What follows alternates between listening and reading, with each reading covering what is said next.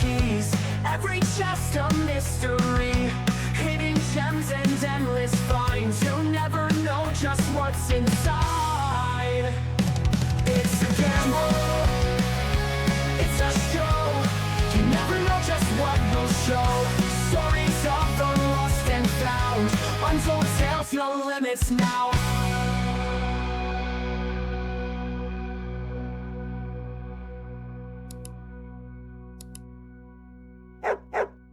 Hey guys, I got something really cool for you. We've been working on this for a while and now it's time. We've got a Patreon channel. And if you want to know the dirt, you want to get the backstories. Oh man, the stories I have from doing this for 18 years are incredible.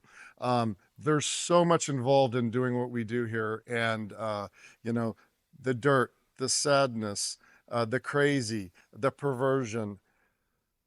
Check it out. Viewer discretion is advised.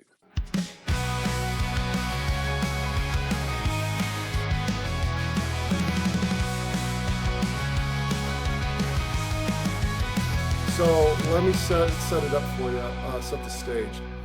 There's a location in my town, a private little chain. They have 4 locations. They had 5. One got cleared for a freeway. Great guy. The owner does his own auctions, and they go once to twice a year. Honest as the day is long. It's just a great experience for auctions, you know, and we all locally look forward to it and love it. And they always do them on a Saturday. And there's a couple locations that are favored over the others. So this was like a late spring, early summer, and I think the summer had something to do with it. I was thinking it was going to be like in May or June, I think.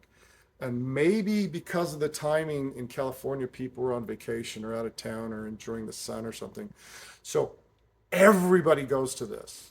They advertise it good. And this one location where I bought this room, it's a good old established neighborhood. So it's in a kind of a busy street. So there's always a lot of like newbies that come in from the area, and besides the regulars. So 50, 75 people at an auction is not unheard of, not at this location.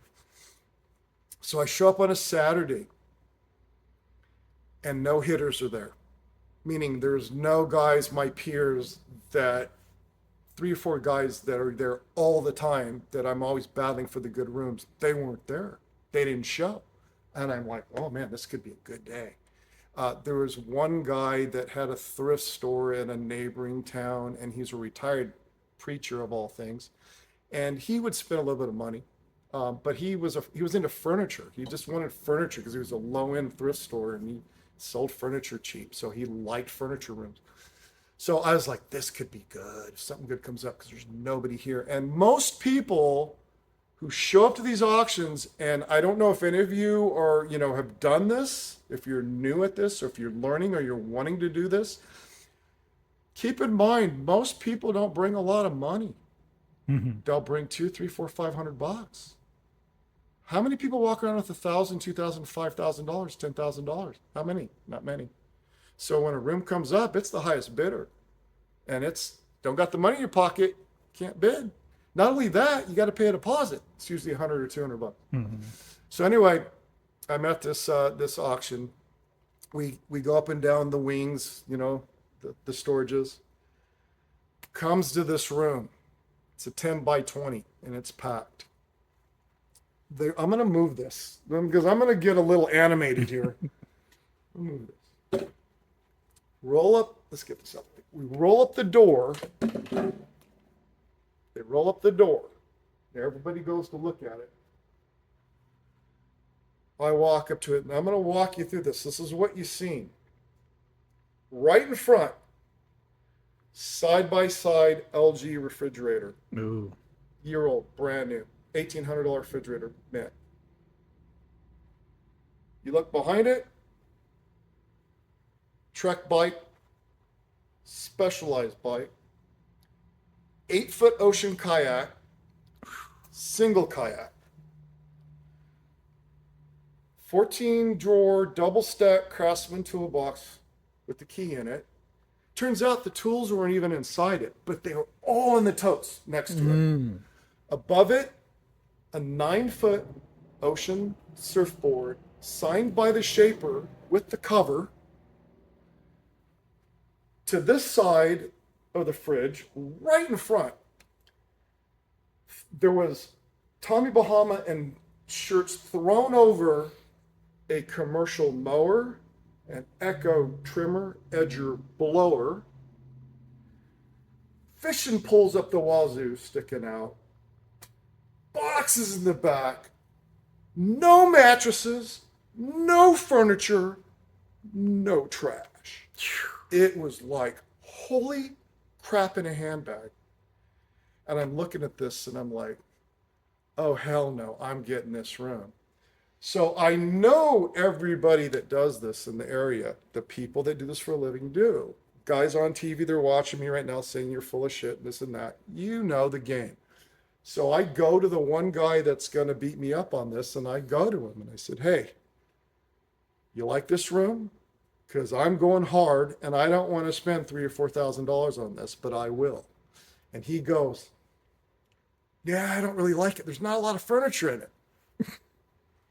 There was a couple pieces, but no, I'm like, okay, you don't like the fishing poles? Because you used to like fishing poles. And he goes, nah, it's just not for me. And I'm like, great. And I said, don't bid against me so I can control the price of this, and I'll catch you on the flip side. Because we do that, right? Next time you see something, come to me and I'll pay back, you know? He goes, no problem, Mike, go for it. So I literally, we all look, there was 50 people in the corner over here, all together like a school. Over here on this side, completely opposite of them, was the auctioneer, the owner, with his little portable microphone and his golf cart with his girlfriend taking the money. And I'm standing right in front of the room like this. Swear to God. Doors open, they're there, he's there, I'm here, just like this. And across from me was a couple, a younger couple in their late 20s, a little spinner girl, little cutie thing, and a punky dude that had scored a little bit. So in California, in the Central California area, there is a Daryl's storage facility. They have 70 or 80 of them. They're all up and down the valley. They're at the coast. They're at Santa Barbara. Yeah. They would pull everything out and they auction off piece by piece, blah, blah, blah, blah. Well, this couple went to one of his auctions and bought a box of comics for a couple $100. They gambled on them. And it turns out they were old and they scored. They made like 10 grand. And so for a time being, that kid thought he was a player. And he showed up at the auctions and he thought he knew what he's doing, and he would buy storages, and he learned the hard way that it's not as easy as it looks. But he was standing across from me. And so this is how the game went. Who will give me $100? Who will give me 100, 150, 200? Didn't matter what anybody said, I was $50 higher. 200, 250, 300, 350, 400, 450. Played that game. I was letting them know it's just going to go. 800, 850, 900, 950, you know. And at $1,200, I almost get this room. $1,200 going once, twice, and then the kid jumps in. $1,250, I go 13. He goes, 14, I go 1450. And somewhere in there around 1,500, I think, I go, and I swear, this is the truth. I swear to God, and there are people witnesses. I go, you are not getting this room in front of everybody like that. And he kind of stopped, sometimes I played that game. It doesn't work anymore. The pros down in LA, they don't go for it, but it intimidates people into what I call tilt, to where they don't think clearly and they're off their game. And so he went 1,550 and I go 1,600 and he stops. Once, twice, sold. Bam. $1,600 room.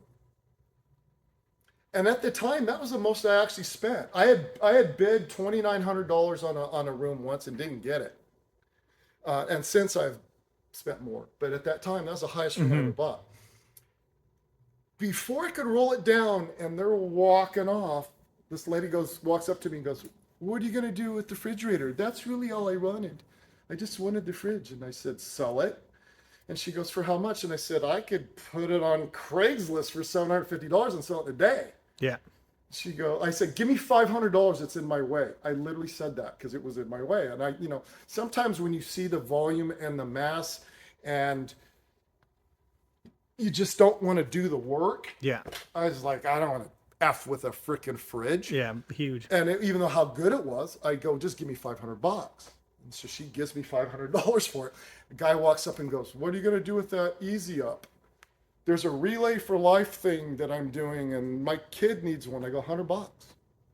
Sold an Easy Up, a pop-up, And then the one thing I didn't want out of all of that was the 8-foot kayak. Because I live in the valley, in the Sound King Valley. I can't flip that easy, and I don't want to haul that thing around. And the guy walks up and he looks at it and he goes, "Ooh, that's really cool. What are you going to do with that?" And I said, "Sell it. You know what? It's in my way. Give me $100. Swear to God, I give it. I sold something else too. I can't remember. It was something small. I got $800 back on 4 items, got half my money back before I even left. So anyway, oh my God, this room, there's layers of this story. This room was so good. I rented it for like 3 months. Wow. I just took my time with it because storage is always the issue with these things. The number one thing about this game is storage. The number one game. That's why they have all these storage facilities. If you don't have a place to put this crap, you got to cram it in your house, in your bedroom, in your garage, on your side of your house, or you got to rent the facility or whatever. So the way we used to buy, I didn't have a warehouse at the time like I do now. It wasn't uncommon for me to have 4, 5, or 6 storages around town at one time. Using their storage, just paying a prorated amount or a discount to get in for a month and just buy myself time to manage the crap, because managing the crap is hard, especially when it's crap. And this wasn't crap, it was all good. So anyway, I rented it because I knew I was going to make a fortune after I looked at it, and I was like, "Oh, who cares, an extra $300, who gives a crap," right? And so, oh my God, that room. So the fishing poles, for instance, you see the poles visible, but there were boxes underneath of reels, boxes of deep sea reels and big reels and every brand new Newells. Fishing guys, you know what Newells are? They don't make those anymore. I was selling those online for like $280. There was fly fishing poles, Loomis and all those. Oh man, they're just great. There was at least $2,000 in fishing stuff. At least. All the commercial mower stuff. There was more hunting, camping, and fishing crap than I ever seen in my life. There was 14 wetsuits from the kids to the adults, because it was all the family stuff in there. There was extra brand new butane. There was, lanterns. It was all high end. There was a $400 Gore-Tex sleeping bag in there. It just went on. There was camera equipment in there. I found it later. It was in a box. There was several boxes. There was Mamiya cameras from Japan, Hasselblad from Sweden. There was a whole lighting setup for it. The guy with part-time photography. So I'll go on with what was in it. But it turns out the guy was president of his own company. He was an Asian American, Japanese. Don't know where he was from, but for a lot of his life, he was living in Hawaii. Right. Okay. Because it turns out the only negative, and there's, like I said, there's a couple twists to the story. So I'm going to jump ahead and then I'll come back. Towards the end of this, when I'm going through all this stuff, the only negative in this room was there was just tons and tons and tons of boxes of photos, personal photos, because He took pictures of his girls playing volleyball and the team and all the stuff, recreation in Hawaii. And there's just shit tons of pictures. So that's where there's all the camera equipment. Wow. Everything was top of the line. Everything. There was, Vitamix 5000, German steak knives, Macintosh book. I found his class ring from USC, gold. I found his postgraduate class from Pepperdine. I mean, it was crazy. And so I'm going through this room and I'm just discovering all this stuff. And it's just like, it's the ultimate treasure hunt because it's just money, money, money, and great, and great, and great, and great. And, suitcases locked and all this stuff. I rent it for 3 months and I'm selling it. I'm learning, I'm looking up stuff, I'm savoring it. So then things start to happen. It starts to materialize. You see the backstory, you learn. Well, a couple weeks later, the manager gets a phone call. And I know all those people really well because I bought 1 million rooms and you talk to them and all that. And, you end up sometimes just giving them stuff, not to bribe them, but like they like something. And since they can't buy it, it's like, you like Christmas and Disney here. I don't care. Take it. Enjoy it. You never get anything. So, they like you and they'll give you an extra day or two. He calls and he says, hey, I'm so-and-so. And I think I have a storage that I have to pay on. And she says, I'm sorry, Mr. So-and-so. We've been trying to get a hold of you for over a year. And he goes, oh yeah, I'm so sorry. I moved and, I lost track and blah, blah, blah, blah. And she said, I'm sorry. We didn't hear from you, so we auctioned it. So his response was this. Well, I guess it all can be replaced. It happens, blah, blah, blah, blah, yada, yada, click. That's what she said. After he called back like 5 minutes later and says, do you know who bought the room? And she said, yes, I do, but I can't give out that information. And he said, no. Tell him to roll up the sleeping bag this way so it doesn't... He was telling me how to take care of his crowd. Click, hangs up and says, calls back one more time. She said like 5 minutes later, 3 times within like 15 or 20 minutes and says, well, there's a lot of photos in there, private photos. Can you see if you can get those and save them? She says, I think we can do that. We always try to save the personals. Yeah. I know the guy who bought the room. He probably will set them aside for you. So she told me that story. That's why she told me, because they say the photos. And then so we pulled out all these boxes and totes. And there's a tote this big, which I thought was going to have like gold bars in it. And all these photos, and we pulled them aside, and they were going to put it in another storage to hold it for him, so him to pick up. Now, as I'm going through this room, I mean, I love to find one of these again. I find a photo album, an old album with turn of the century black and white photos. I'm talking late 1800s to early like 19 teens of a rich Japanese family vacationing in this mansion house in like Wisconsin, and then over here and over there. I found it looked like Japanese, probably Japanese American in like World War I uniforms. Like it's all black and white. Like this is stuff you never see. Like I've sold a lot of black and white vintage photos online. There's a market for this. Absolutely. And I'm looking at like, oh my God, this is gold. No one's ever going to have this stuff. And of course, at home, I'm looking through this. It's the only photos that I kept. And then I have this like, conflict of like devil, angel. Keep it, sell it. You can't do that. It's his lineage, give it back and all that. So like, I'm actually, the greed wants you to like, there's another $1,000. There's another $1,000. I could use $1,000, And I'm like, no, the dude's cool. He lost his crap. It's his family. It's his lineage. I'm not going to take his photos. There's a lesson in this, what I'm going to tell you here too.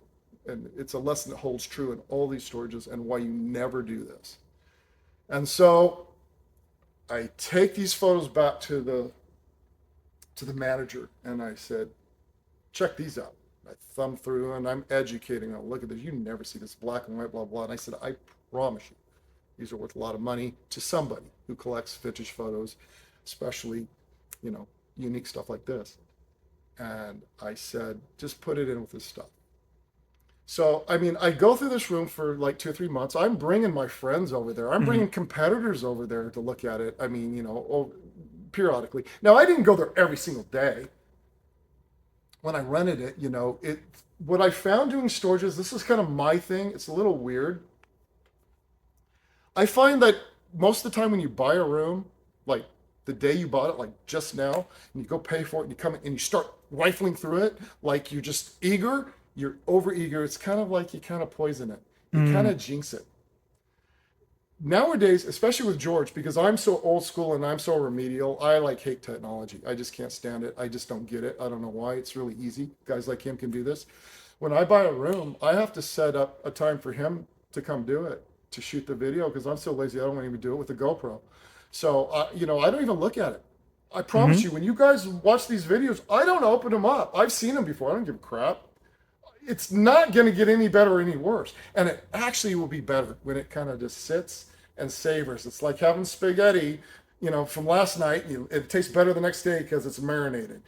When I go through it right away, anxious, I always come up thin and not as good. If I just let it sit and not care about it, it always pays off.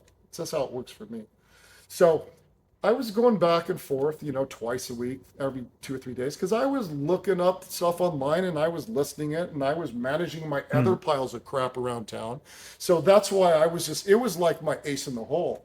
And people would come and visit. So it was just a joy. It was just so cool because everything was cool. Everything was new. It was all Sony and this and that, and top of the line. It was just great learning experience. So I take the pictures back to the manager and I educate her. And I said, just throw them in there with that. And so she has them. And so now I go back and I'm finishing up on the room. And there was a travel suitcase in there that had a cheap lock on it, because he was an executive, he traveled. And I left it intentionally to the last day, because it was just going to be like, ooh, what's he going to have, another laptop in there or something? And so it was time to pop that lock. So I got my bolt cutters out and I popped that lock and little travel suitcase, unzip it, open it up, and oh, okay, there's the white towels that he steals from the hotel.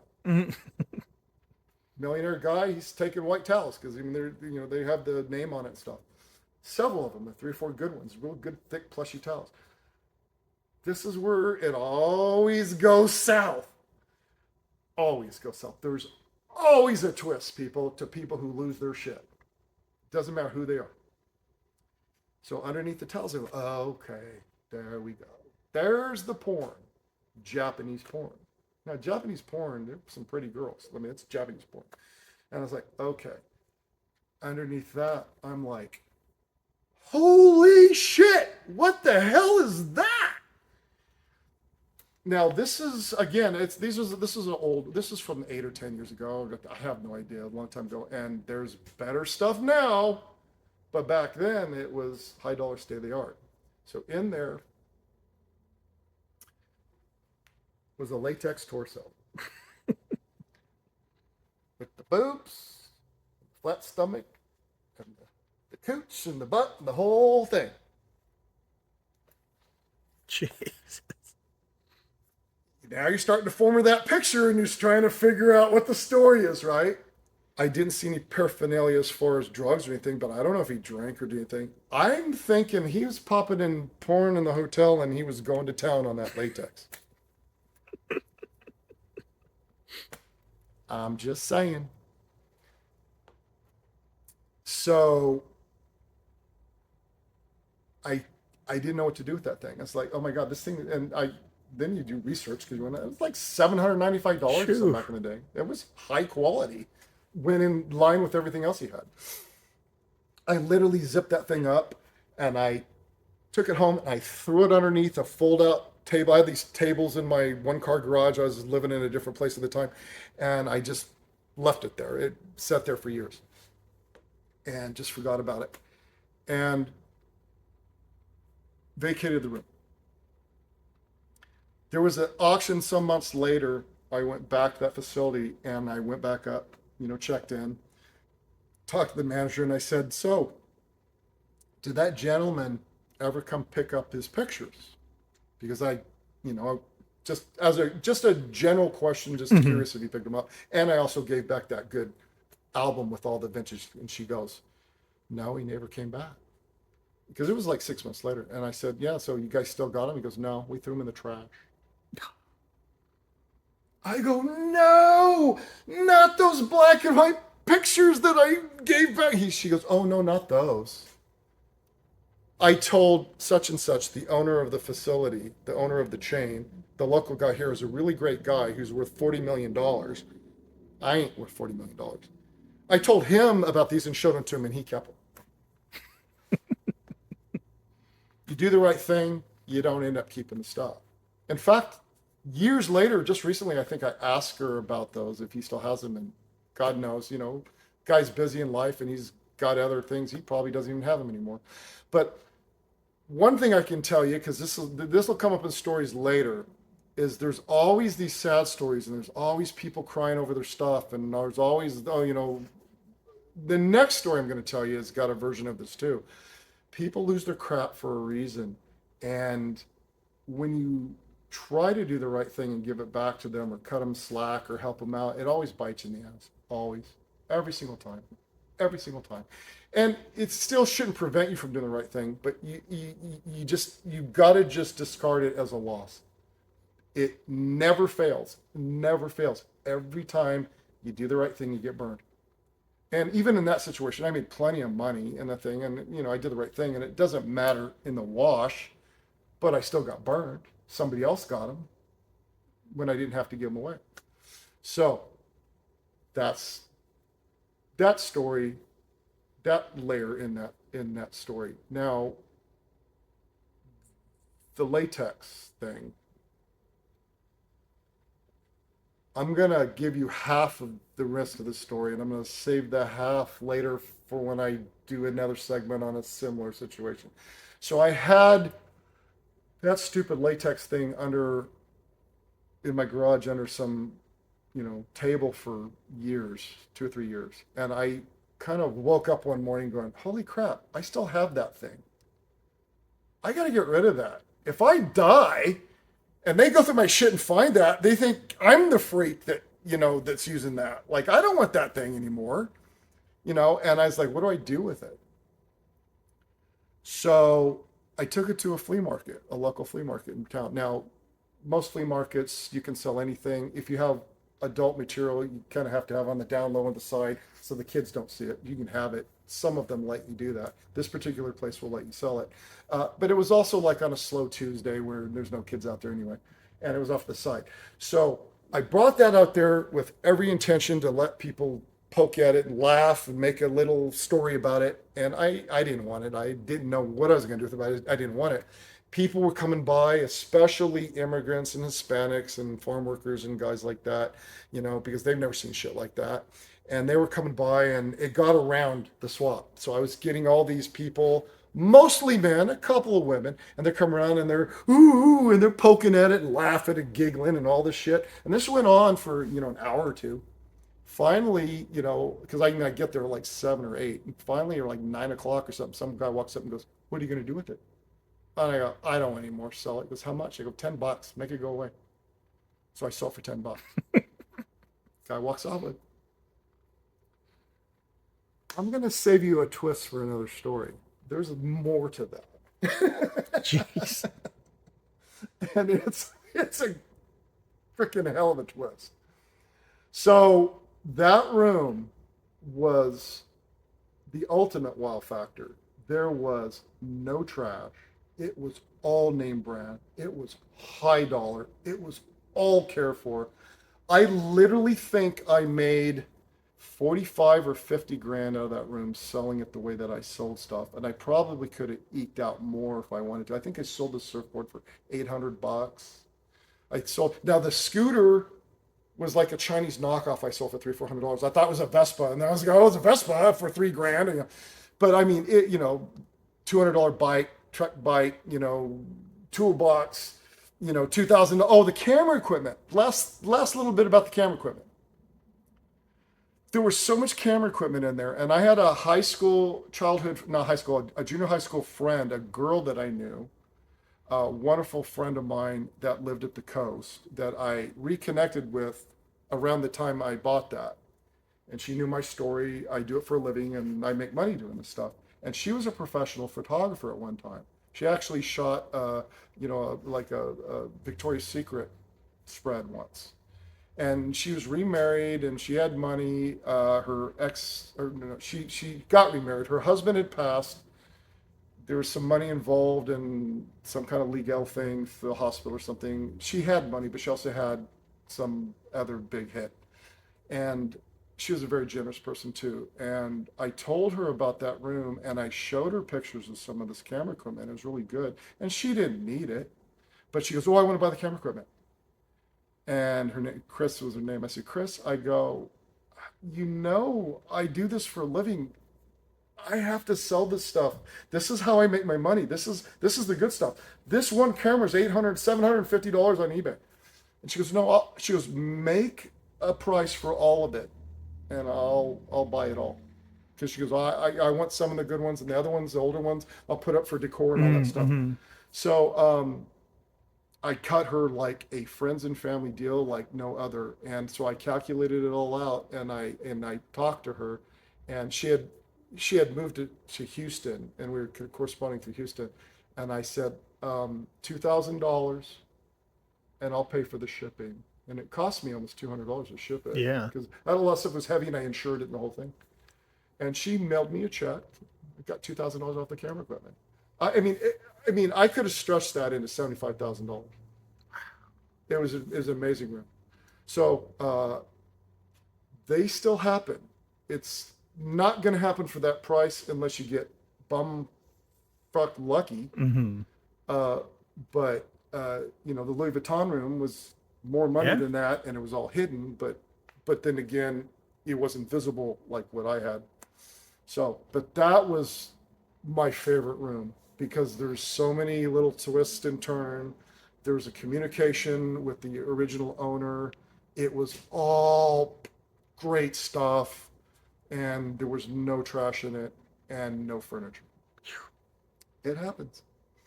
So, yeah, that was a good one. So I wish I had a video on that one. So we'll pause here and we'll go on with the show.